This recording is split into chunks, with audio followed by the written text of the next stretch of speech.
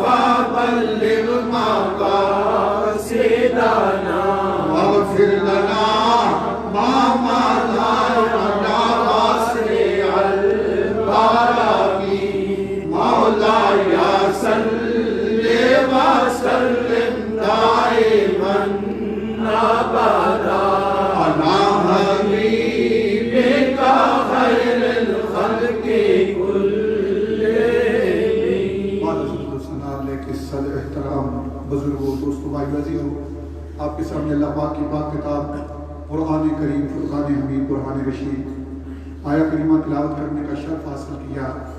اللہ کی بارگاہ میں دعا ہے کہ اللہ رب العالمین مجھے اس پر بولنے اور عمل کرنے کی توفیق عطا فرمائے، آپ حضرات کو سننے سمجھنے اور پاک کلام پر عمل کرنے کی توفیق عطا فرمائے۔ سامعین احتشام، جمعۃ المبارک کا دن سب تعریف اللہ کے لیے ہے جو اکیلا کارخانہ کائنات کا پیدا کرنے والا بھی ہے، خالق و مالک ہے، رزاق ہے، عافظ و ناصر ہے۔ اسی کی عبادت کے لیے ہم اللہ کے گھر میں حاضر ہوئے، اسی کو سجدہ کرنے کے لیے، اس کا حق بجا لانے کے لیے۔ وہ رب ہے، وہ حکم الحاکمین ہے، وہ خالق کائنات ہے، وہ مالک کائنات ہے، اور وہی بے انتہا تعریف کے لائق ہے۔ آج 23 شعبان المعظم کا دن، جمعۃ المبارک، جیسا کہ آپ کو معلوم ہے کہ موذی وبا جس نے پوری دنیا کو جکڑ کے رکھ دیا ہے، اور یہ یاد رکھیں کہ جو کلمہ گو مسلمان اس بیماری کا شکار ہو کر دنیا سے رحلت فرما رہے ہیں، وہ درجہ شہادت پر فائز ہو رہے ہیں۔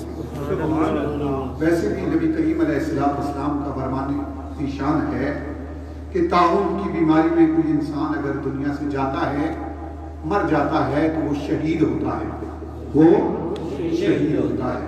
اللہ کی بارگاہ میں یہ دعا ہے کہ جو لوگ اس وبا سے فوت ہو چکے ہیں، اللہ ان کو درجات کی بلندی نصیب فرمائے، ان کے اقربا کو اللہ صبر جمیل عطا فرمائے۔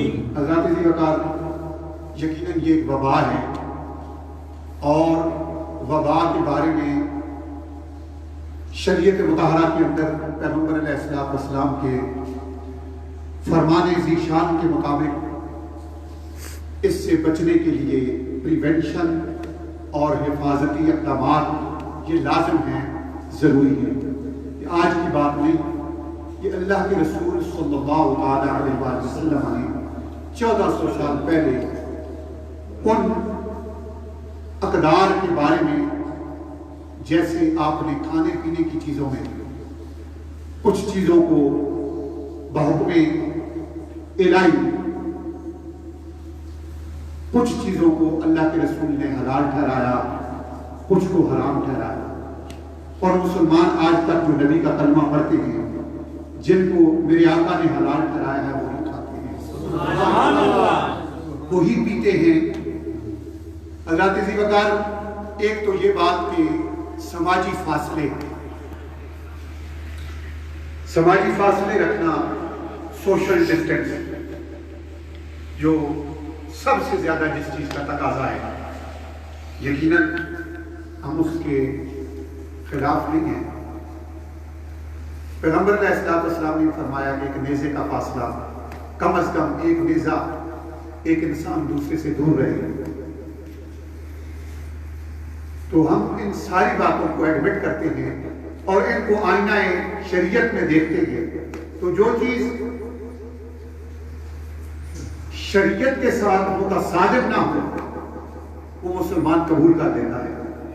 اور پھر یہاں تو انسانی زندگیوں کا سوال ہے، انسانی جان کا سوال ہے، تو انسانی جان جو ہے وہ سب سے قیمتی ہے۔ تو ان ساری چیزوں کو ایک طرف رکھتے ہوئے آخر اس چیز کا کوئی حل بھی تو سوچنا ہے۔ یہ جو وبا ہے یہ کیوں آئی ہے؟ اللہ کیوں اتنا ہم سے ناراض ہو گیا ہے؟ کیا یہ وبا کسی دنیا والے نے بھیجی ہے؟ نہیں، یہ اللہ کی ناراضگی ہے۔ اور اللہ کو راضی کرنے کے طریقے کیا ہیں؟ ڈاکٹر جو ہیں وہ تو ویکسین کہتے ہیں 2 سال میں تیار ہو، 2.5 میں تیار ہو، 3 میں تیار ہو، 5 سال میں ہو، مارکیٹ میں ہو سکتا ہے 3 سال بعد آئے، لیکن سرے دس اس کا علاج کیا ہے؟ مسلمانوں کے لیے بحیثیت کلمہ گو جو بندہ یہ پڑھتا ہے لا الہ الا اللہ محمد رسول اللہ، ہمارے لیے کیا؟ ہم تو متوسط لوگ ہیں، نہ ہم ویکسینیں تیار کر سکتے ہیں نہ خرید سکتے ہیں، تو ہمارے پاس ایک نسخہ جو اللہ نے کلام مجید کے اندر عطا فرمایا، ایک تو فرمایا کہ یہ جو قرآن ہے یہ شفاء للمؤمنین ہے۔ شفا، شفا لفظ نہیں ہوتا، شین کے نیچے زیر پڑیں گے تو یہ شفا کا مطلب ہوتا ہے تندرستی۔ سبحان اللہ، شفاء للمؤمنین ولا یزید الظالمین الا خسارا۔ قرآن شفا ہے۔ قرآن کیا ہے؟ شفا ہے۔ اور آپ کے گھر کے اندر 30 پارے کلام اللہ کا موجود ہے۔ سبحان اللہ۔ آپ جب بھی کوئی آفت آ جائے، پریشانی آ جائے تو آپ اللہ کی کتاب کھول لیں۔ اور آج کل ایک فیصلہ ہونے والا ہے، کل ہفتے کو جو بھی حکومت فیصلہ کرے گی رمضان کے بارے میں، ہم اس کے پابند ہیں۔ جو بھی انہوں نے کہا، اگر انہوں نے کہا کہ مساجد میں باجماعت تراویح پڑھی جائے، قرآن سنا جائے، اس کا اہتمام کر دیا جائے گا۔ اور اگر انہوں نے کہا کہ گھروں میں نماز پڑھو تو ہم پابند ہیں، ہم گھروں میں نماز پڑھیں گے، کیونکہ حکومت، وقت کی حکومت جو کہے گی اس کا ماننا لازم ہے۔ بات سمجھ آ رہی ہے؟ ایک بار آپ ہونا سبحان اللہ، سبحان اللہ، اٹھتے پہ آپ ہونا سبحان اللہ، وہ کرنا بغیر اور کوئی سنتے سیدھے شروع سے سبحان اللہ آپ آتے ہیں، جہاں تک دم میں دم ہے رہے سبحان اللہ ہم کہتے رہیں گے۔ ذرا آپ ہونا سبحان اللہ۔ تو میں عرض کر رہا تھا کہ ویکسین نہ ہم بنا سکتے ہیں نہ خرید سکتے ہیں، ہمارے گھروں کے اندر اللہ کی بھیجی ہوئی شفا قرآن کی صورت میں موجود ہے۔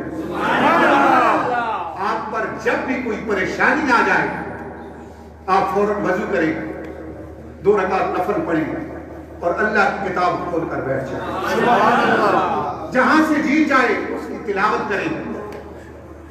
وہ ایک رہنمائی ہے، ہدایت ہے۔ ذالک الکتاب لا ریب فیہ۔ دنیا کے ہر صحیفے میں شک ہو سکتا ہے، لیکن صحیفہ کائنات اور اللہ کے کلام میں کوئی شک نہیں ہے۔ اس کی تلاوت کریں گھروں میں بیٹھ کر اہتمام کے ساتھ، بچوں کو بٹھائیں، خود بیٹھیں، قرآن پڑھیں، 2-3 گھونٹ پانی رکھیں اور اس پہ پڑھ کے جتنا قرآن پڑھ سکتے ہیں آپ پڑھ کر درود شریف پڑھ کر اس پہ دم کریں، خود پئیں، اپنے بچوں کو پلائیں، گھر والوں کو پلائیں۔ اس سے بڑی ویکسین کوئی نہیں ہے، اس کا یقین کریں۔ سب سے بڑی ویکسین مسلمانوں کے پاس اللہ کی کتاب ہے قرآن۔ کتنے پارے؟ 30 پارے قرآن ہے، اور آپ یقین کے ساتھ اس کی 2-4 آیاتیں پڑھ لیں اور اپنے وجود پہ دم کریں۔ ویسے بھی رسول اللہ نے فرمایا جب آپ رات کو سوئیں تو آخری کل جو ہے 4 ان کو پڑھیں، آیت الکرسی پڑھیں اور اپنے ہاتھوں پہ دم کریں، اور دم کرنے کے بعد یہ ہاتھ سر سے لے کر پاؤں تک آگے والا حصہ جو ہے یہاں سے شروع کریں اور پھر ایک بار پڑھ کر دم کریں، اور پھر سر کے پیچھے سے اس طرح پیچھے والی پیٹھ کے اوپر پھیریں اور پھر سو جائیں سنت طریقے کے مطابق۔ اللہ کے رسول نے فرمایا کوئی ذرہ رساں چیز تمہیں تکلیف نہیں دے۔ اس لیے قرآن مسلمان کے لیے اس سے بڑی ویکسین اور کوئی بھی نہیں ہے۔ آج اگر ہمارے اوپر یہ عرصہ حیات تنگ ہے، اللہ کے گھروں کو تالے لگ رہی ہیں اور سب لوگ اس بات پہ اتفاق کر رہے ہیں کہ مسجد میں 5 بندے آئیں، زیادہ نہ آئیں، ٹھیک ہے، ہم جو حکومت کا فیصلہ ہوگا وہ ہمارا فیصلہ ہے، لیکن یہ یاد رکھیں کہ یہ وہ در ہے اگر آپ یہاں آ کر اس سے مانگیں گے تو گھر سے زیادہ عطا فرمائے گا، کیونکہ یہ اللہ وَأَنَّ الْمَسَاجِدَ لِلَّهِ، مسجد اللہ کی ہے، وَأَنَّ الْمَسَاجِدَ لِلَّهِ، یہ اللہ کے گھر ہیں، اور اللہ کے گھروں کو جب آپ آباد کریں گے تو اللہ آپ کے گھروں کو آباد فرما دے گا۔ سبحان اللہ۔ اس لیے ہمارا تصادم تو نہیں، ہم ہر چیزوں کو اوبے کرتے ہیں، ہم علاقائی سرکار میں رہتے ہیں، حکومت کی بات ہم مانتے ہیں، ہم اس کی تکذیب نہیں کرتے، تائید کرتے ہیں، لیکن قرآن نے جو پیمانہ دیا بس میں وہ بیان تلاوت کر کے انشاءاللہ پھر ہم نماز کا وقت قریب ہے، نماز پڑھتے ہیں، ذرا توجہ رکھنا۔ یا رب العالمین، جب ہم اپنی گناہوں سے، اپنی غلطیوں سے، اپنی خطاؤں سے تنگ آ جائیں، ہم کس کے دروازے پر جائیں، کس سے بھیک مانگیں، کس کا دروازہ کھٹکھٹائیں، کہاں سے بھیک ملے گی، تو رب ذوالجلال نے فرمایا تنگ نہ، گھبرانے کی ضرورت نہیں ہے، میں نے رب نے جس نے تجھے پیدا کیا ہے تیری ساری مشکلوں کا حل بھی بنایا ہے۔ کس نے؟ اللہ نے۔ کس نے؟ اللہ نے۔ اعلان ہوتا ہے، توجہ فرمانا، فرمایا ان الحسنات یذہبن السیئات، اللہ کا فارمولہ ہے، اللہ کا قانون ہے، اللہ کی طرف سے اعلان ہو گیا ان الحسنات، فرمایا یہ جو نیکیاں ہیں، یہ جو کلمہ ہے، نماز ہے، ذکر ہے، روزہ ہے، استغفار ہے، درود شریف ہے، سورہ یاسین ہے، سورہ رحمان ہے، فرمایا یہ ساری کی ساری نیکیاں ہیں۔ بڑوں کا ادب کرنا نیکی، چھوٹوں پہ شفقت کرنا نیکی، غریبوں کو کھانا کھلانا کیا ہے؟ نیکی ہے۔ آج وقت ہے، فرمایا ان الحسنات، فرمایا جب گناہ بڑھ جائیں، خطائیں زیادہ ہو جائیں، مصیبتیں آ جائیں، پھر نیکیوں کا اہتمام کیا کرو، تلاوت قرآن کا اہتمام کرو، اللہ کے ذکر کا اہتمام کرو، صدقہ و خیرات کا اہتمام کرو، مسجدوں کو آباد کرنے کا اہتمام کرو، قرآن کی تلاوت کا اہتمام کرو۔ فرمایا جب تم نیکیاں کرو گے تو رب ذوالجلال کا اعلان ہے یذہبن السیئات،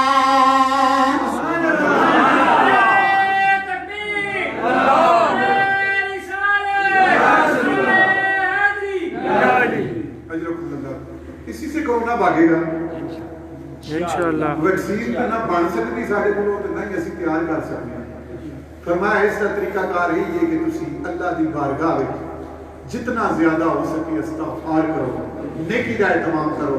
اللہ فرماتا ان الحسنات یذہبن السیئات، ان الحسنات یذہبن السیئات۔ فرمایا یہ جو نیکیاں ہیں نا تمہاری، یہ قرآن کی تلاوت، یہ یاسین پڑھنا، یہ سورہ رحمان پڑھنا، آپ کو نا سبحان اللہ۔ فرمایا جمعرات کی رات میں تسی سورہ کاف پڑھا، سورہ کاف۔ فرمایا جو سورہ الکاف کی تلاوت کرتا ہے اللہ اسے دجال کے فتنے سے محفوظ رکھتا ہے۔ یہ کس کا وعدہ ہے؟ اللہ کا وعدہ ہے۔ اللہ فرماتا ہے اسے دجالی فتنے سے محفوظ رکھوں گا۔ تو میرے دوستوں، میرے بزرگوں، نیکی کرنا، نیکی یہ بھی نیکی ہے اگر راستے میں کانٹا پڑا ہوا ہے تو آپ نیچے جھک کر اسے اٹھائیں اور راستے کے سائڈ پہ کر دیں، اس نیت سے کہ اگر اللہ کا کوئی بندہ آئے گا اسے تکلیف نہ ہو، اسے تکلیف نہ ہو۔ اس نیت سے آپ یہ کام کر دیں گے، اللہ اس کا بھی اجر عطا فرمائے گا۔ باقی رمضان آ رہا ہے تو یقیناً آپ اہتمام کر رہے ہیں تو اس کے ساتھ اس بات کا خیال کریں کہ اگر مساجد میں اجازت ہو تو وہاں جا کے نماز پڑھیں، اگر حکومت کہتی ہے نہیں گھروں میں پڑھیں تو گھروں میں اہتمام کریں، گھروں میں جماعت کریں۔ ہاں جی، لیکن ہم حکومت کے ساتھ، کیونکہ یہ ایک وبا ہے اور وبا کا مقابلہ کرنے کے لیے امت مسلمہ کو مل کر کوئی راستہ اختیار کرنا ہوگا، کیونکہ یہ وبا جو ہے ایک چیز دوسرے کو، ابھی بہت ساری خبریں آ رہی ہیں پاکستان میں جو ڈاکٹرز ہیں، اللہ پاک ہمارے ڈاکٹرز کو ان کی مدد فرمائے کہ جو اس کے ساتھ خلاف لڑ رہے ہیں، وہ بہت سارے ڈاکٹر ایکسپائر ہو گئے ہیں، بہت ہو چکے ہیں، اور بہت سارے جو ہے ان کو کرونا لاک ہو گیا ہے۔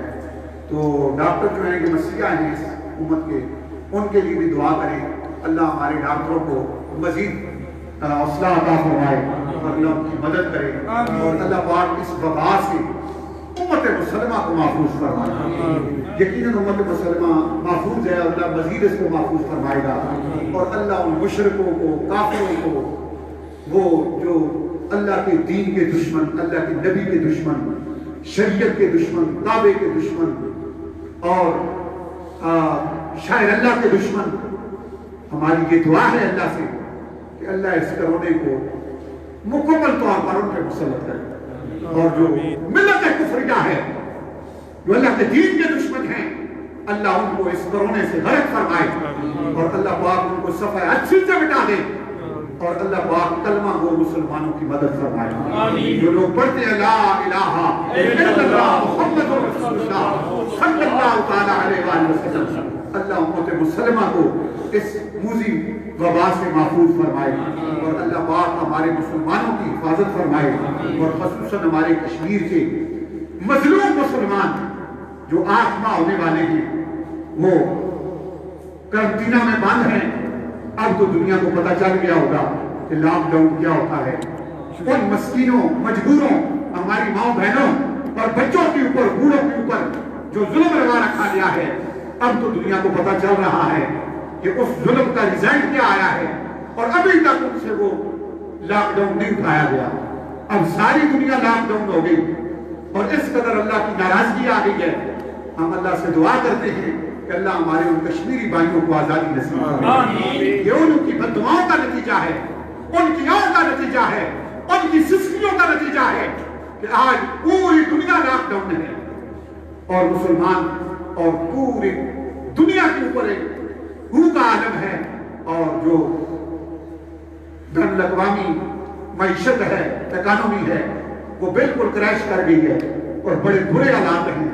تو یہ سب مصیبتوں اور سختیوں سے نکالنے والا کون ہے؟ اللہ۔ تو اللہ کی طرف رجوع کریں، اللہ کے گھروں کو آباد کریں، قرآن کی تلاوت کریں، رمضان آ رہا ہے اس کی تیاری کریں، اور اپنی نمازوں کو، قرآن کو آپ فوقیت دیں، باقی کام بھی کریں۔ اللہ نے پیٹ ساتھ لگایا ہے، اس کے لیے ایک معاش بھی ہے، لیکن عبادت کو ضروری پکڑیں گے، استغفار کریں گے تو پڑھیے لا الہ الا انت سبحانک انی کنت من الظالمین، لا الہ الا انت سبحانک انی کنت من الظالمین، لا الہ الا أنت سبحانك إني كنت من الظالمين لا إله إلا أنت سبحانك إني كنت من الظالمين لا إله إلا أنت سبحانك إني كنت من الظالمين.